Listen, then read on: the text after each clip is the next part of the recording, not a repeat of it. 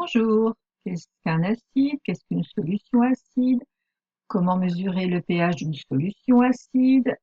Vous avez ici l'ensemble des items qui seront vus aujourd'hui dans cette vidéo. Qu'est-ce qu'un acide? Je vous ai représenté ici 3 molécules acides. Alors pourquoi acides? Parce qu'elles ont la particularité d'avoir un hydrogène représenté en rouge accroché à un atome très électronégatif.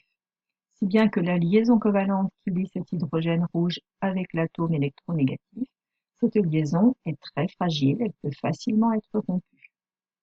Si elle se rompt, c'est l'atome le plus électronégatif qui va emporter avec lui les électrons de la liaison, du doublet liant, si bien que l'hydrogène sera séparé de la molécule sous forme d'ion H+. Ainsi, on retient qu'un acide, c'est une espèce chimique capable de libérer un, voire plusieurs ions H+. Vous figure ici la demi-équation qui montre cette libération. L'acide peut se séparer de son ion H+, et dans ce cas-là, il formera une autre espèce chimique, l'espèce chimique sans le H+, qui aura récupéré le doublet d'électrons, et cette espèce chimique est qualifiée de base. On dit que la base formée, c'est la base conjuguée de l'acide qui a vu son hydrogène partir. Autre façon d'écrire la demi-équation, c'est de faire apparaître ici de façon générale l'hydrogène. Donc l'acide, on va écrire AH, et puis on écrira que l'ion H+ est libéré et que de fait, on formera ici la base conjuguée qui est A-. Voici quelques exemples d'acides régulièrement rencontrés en TP.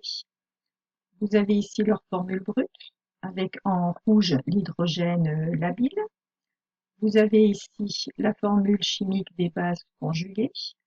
Et puis enfin, ici, l'ion H+ libéré.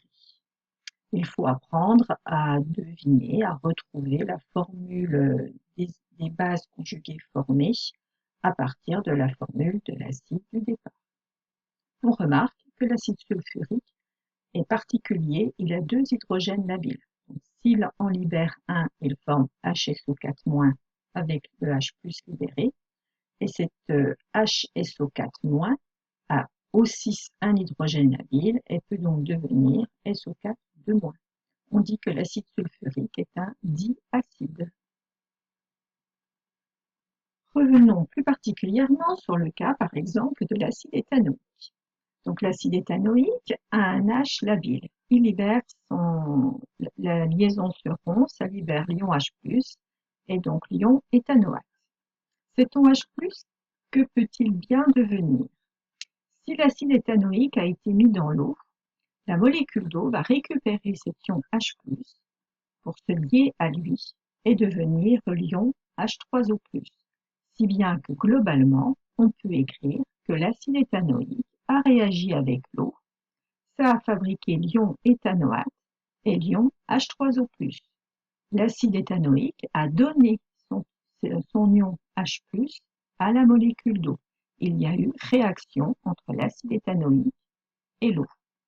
Donc ici, l'eau, quand il s'agit de la dissolution d'acide, a un rôle quand même assez particulier. Pourquoi?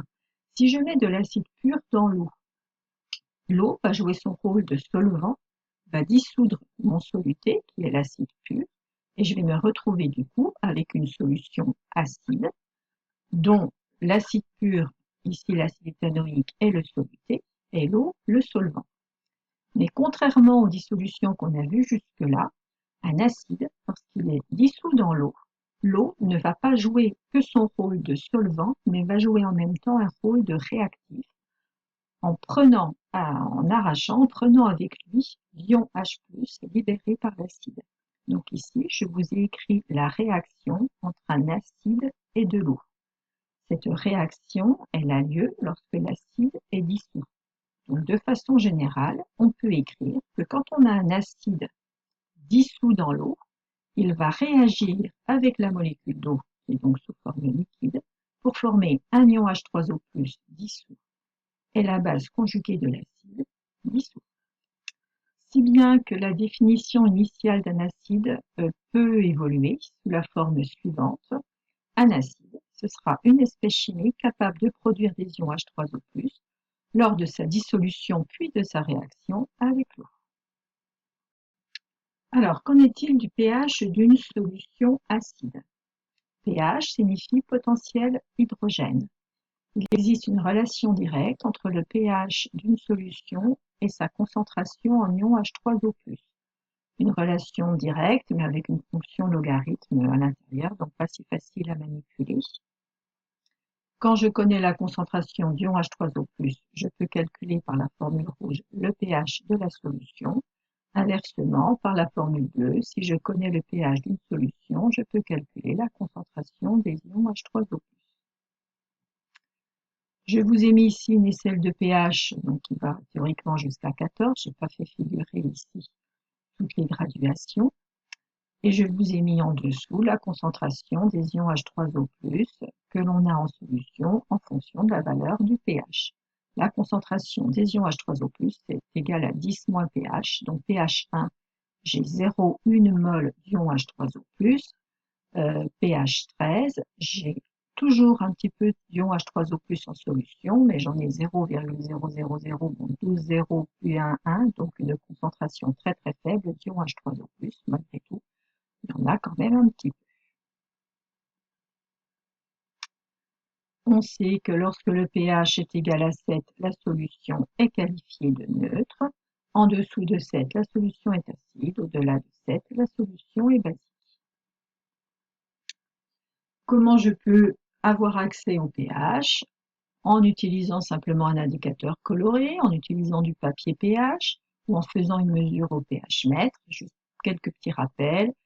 Mesure au pH mètre, on n'oublie pas de rincer l'électrode, on utilise de l'eau distillée, du papier Joseph, on ne laisse jamais l'électrode à l'air libre et on pense à étalonner son pH mètre. Lors de la lecture, je pense aux chiffres significatifs, on arrondit les valeurs de pH à un chiffre après la virgule, même si votre appareil vous donne 2 chiffres après la virgule, vous n'en retenez qu'un, vous l'arrondissez. Et puis on arrondit toujours à 2 chiffres significatifs la concentration en ion oxonium. Donc les règles ici en ce qui concerne les chiffres significatifs à retenir. On parle parfois d'acide fort et d'acide faible. Donc, qu'est-ce qu'un acide fort? C'est un acide qui se dissocie totalement lorsqu'il est dissous. Donc, pour un acide fort, je peux écrire l'équation sous cette forme-là en mettant ici une flèche qui indique la réaction totale. Regardons le tableau d'avancement. Tous les coefficients stoichiométriques sont de 1, ça simplifie grandement les choses. Donc au départ, j'ai mis une certaine quantité d'acide en solution. Au départ, pas de base et on considère que la quantité d'ion H3O+ de la solution est négligeable, égale à 0. Si la réaction est totale, je vais fabriquer N0 mol de base, N0 mol d'ion H3O+, les coefficients stoichiométriques étant tous de 1. Si bien que je peux écrire que la quantité à l'état final d'ion H3O+, que j'obtiens sera égale à la quantité mise au départ d'acide, autrement dit égale N0. Toujours parce que la réaction est totale, la quantité d'acide que j'ai mis en solution au départ est nulle à l'état final. Puisque le volume est invariant, je peux déduire de l'équation qui est ici que la concentration des ions H3O+ à l'état final est de fait égale à la concentration en soluté mis au départ. Je me souviens que le pH est égal à moins log de la concentration en ion H3O+, puisque cette concentration est égale à la concentration en soluté. J'en déduis que le pH peut être calculé pour le cas des acides forts avec moins log de C0. On peut aussi en déduire que du coup la concentration C0 peut être calculée en faisant 10 moins pH. Donc voilà ce que je peux retenir. Qu'en est-il des acides faibles? Un acide faible, c'est un acide qui ne va pas se dissocier totalement lorsqu'il est dissous. Donc pour un acide faible, on peut écrire l'équation de sa réaction avec l'eau sous cette forme-là, en mettant ici non pas une flèche, mais un égal, ou alors éventuellement une double flèche. On dit que la réaction est limitée, on parle aussi d'équilibre chimique. Qu'en est-il de mon tableau d'avancement? Donc au départ, je mets une certaine quantité d'acide, cette fois-ci faible dans l'eau, pas de base, pas d'ion H3O+ à l'état initial. Puisque la réaction n'est pas totale, ça signifie à l'état final, j'aurai toujours un peu d'acide de soluté mis au départ dans ma solution. J'en aurai quelle quantité? La quantité que j'ai mis au départ, moins la quantité qui aura été dissociée, c'est-à-dire ici noté XF. Donc j'ai obtenu la même quantité en ion H3O+ qu'en base conjuguée, les coefficients étant de 1. Donc j'en obtiens une certaine quantité qui ne sera pas égale à la quantité mise au départ, puisque la réaction n'est pas totale. Et du coup, l'acide que j'ai mis au départ, à l'état final, restera toujours sous sa forme initiale. Et il m'en restera un petit peu la quantité mise au départ, moins tout ce qui se sera dissocié. Ce qui implique donc que la quantité d'ion H3O+ obtenue à l'état final n'est plus égale comme tout à l'heure à la quantité initiale d'acide, mais j'en aurai moins que la quantité d'acide mise au départ. Donc la quantité d'ion H3O+ à l'état final est donc inférieure à ce qu'on appelle N0 ici. Toujours parce que la réaction est limitée, la quantité de matière à l'état final de soluté mis au départ ne sera plus égale à 0. Le volume étant invariant, je peux donc en déduire que la concentration d'ion H3O+ formée sera du coup inférieure à la concentration en soluté mis au départ. La formule pH égale moins log de la concentration en ion H3O+ est toujours valable. Donc, je peux toujours calculer le pH à partir de la concentration en ion H3O+, mais je ne peux plus dire, comme tout à l'heure, ce qui était le cas pour les acides forts, que c'est aussi égal à moins log de C0, puisque la concentration en ion H3O+ n'est plus égale à C0. Donc, voici une fiche bilan de ce qui a été vu aujourd'hui. Donc, je retiens deux formules, la rouge et la bleue. La première me permet de calculer le pH lorsque je connais la concentration d'ion H3O+. La deuxième, c'est l'inverse, je connais le pH. Et la formule bleue me permet de calculer la concentration des ions H3O+.